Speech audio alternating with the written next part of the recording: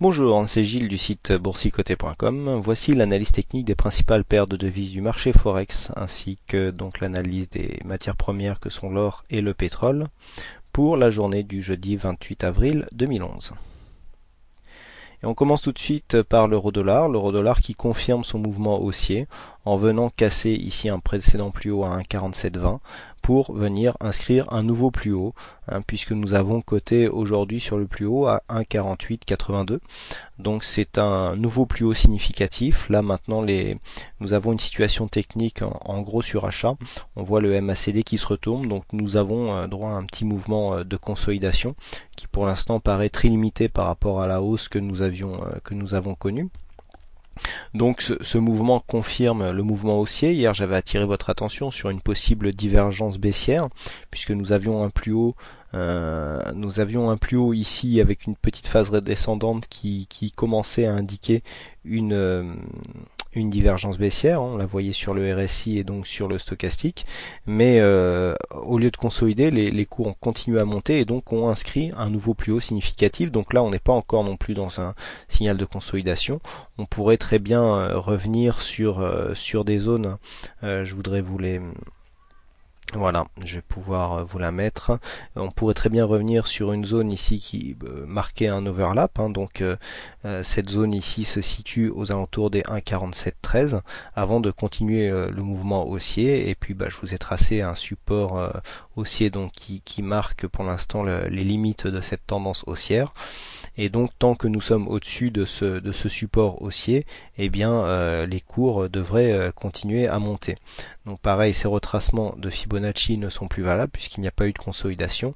Et donc nous sommes toujours dans un mouvement haussier comme ça, mais on voit que si on trace une ligne qui passe par les plus hauts, alors on va la laisser en trait fin car elle ne correspond qu'à deux plus haut, eh bien on a une tendance qui se resserre un petit peu. Donc pour l'instant on serait sur un léger biseau, mais il faudrait voir si le mouvement haussier reprenait pour aller marquer un autre plus haut, auquel cas on pourrait bouger cette résistance. Alors ce mouvement nous permet de valider un signal de trade qui était donné sur le site, mais bon le signal, en fait la cassure a eu lieu à 1h du matin, vu que je diffuse mes analyses assez tard, entre 23h et minuit généralement.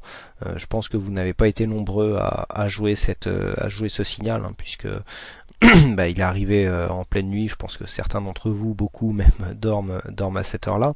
Alors pourquoi je diffuse mes analyses à cette heure-là? C'est parce que je profite, en fait, c'est des signaux moyen terme, donc je profite d'une période où normalement il y a un peu moins de volatilité, sauf cas exceptionnel, pour que le signal soit valable le plus longtemps possible. C'est bon, voilà, c'est un peu par choix. Bon là le signal est arrivé un peu tôt, donc pour la majorité d'entre vous il n'a pas été exploitable, mais il a été bien gagnant, puisque nous sommes venus gagner 50 pips en ligne droite.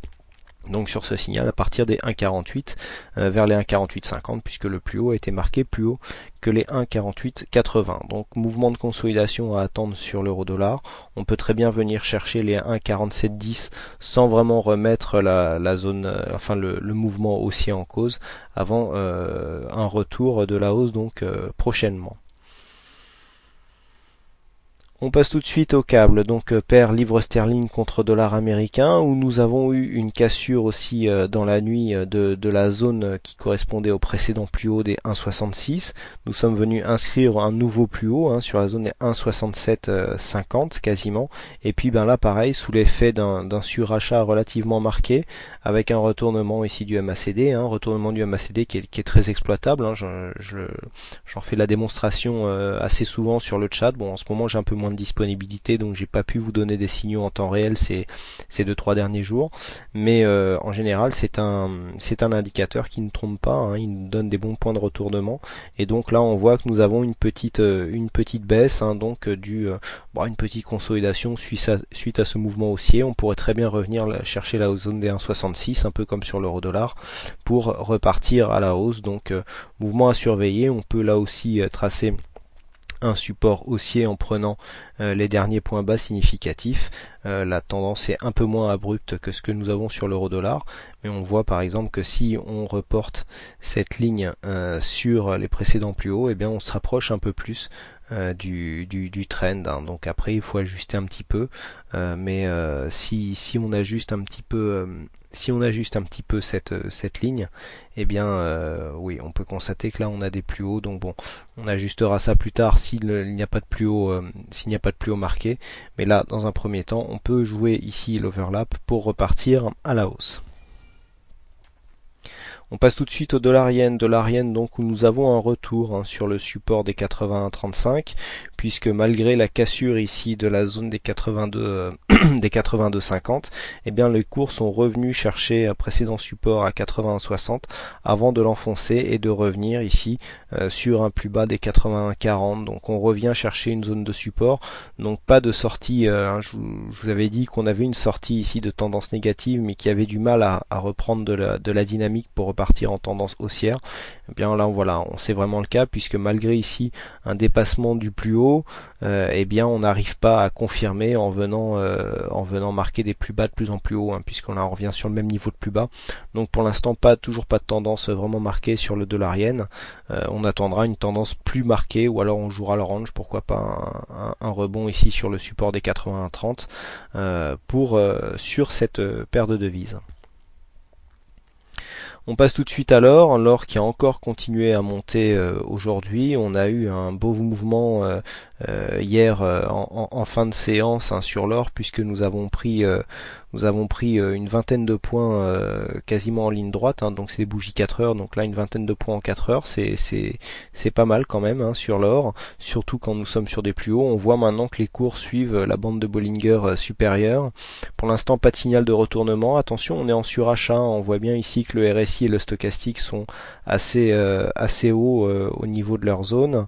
On a un RSI qui tente à vouloir recasser sa zone de surachat par le bas, et en même temps nous avons un stochastique qui est en train de croiser sa ligne de signal avec un MACD qui est en train de se retourner. Je dis en train puisque tant que la bougie n'est pas clôturée, on ne peut pas anticiper le mouvement. Donc attention, si tous ces éléments techniques venaient à être corrélés et à se confirmer, on pourra avoir un petit signal de consolidation. Donc sur ce genre de cotation, sur ce genre de situation, on peut revenir chercher dans un premier temps la zone des 1518. Si vraiment ça corrige fort, on pourra revenir chercher la zone des 1510, où nous avons ici une petite résistance intermédiaire qui pourrait aussi très bien supporter une consolidation.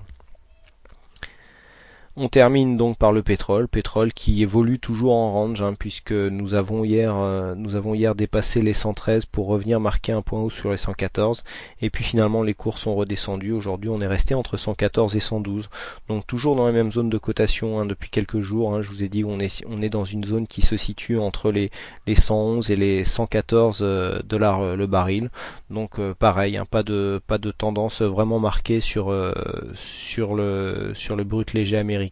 On peut très bien jouer le range en venant acheter ici sur des zones relativement basses et proches du support, avec un stop relativement serré juste sous la zone de support, et puis jouer un objectif à 114, ou alors pour ceux qui veulent shorter, bien profiter d'une touche comme ça sur les 114 ou dans la zone pour venir placer un stop légèrement au-dessus et venir chercher un objectif bas à 111 dollars, pardon. C'est des mouvements qui sont tout à fait exploitables, hein. Là surtout qu'au niveau des indicateurs, bon, on n'est pas vraiment en surachat, mais on est assez haut quand même. MACD nous montre, hein, qu'il n'y a vraiment pas de tendance dernièrement, puisque depuis que nous sommes dans le range, vous voyez, les histogrammes sont vraiment nuls, hein. Donc là on a vraiment la confirmation que nous sommes dans une tendance neutre. Bon, c'est toujours exploitable, hein, tant qu'il y a de la volatilité, comme on dit. Là on a quand même une belle zone pour faire des points sur ce genre de support. Voilà, je vous remercie donc à toutes et à tous d'avoir suivi cette analyse technique Forex et matières premières. Il ne me reste plus qu'à vous souhaiter à toutes et à tous une bonne soirée, bonne chance dans vos trades, et je vous donne rendez-vous dès demain pour de prochaines analyses.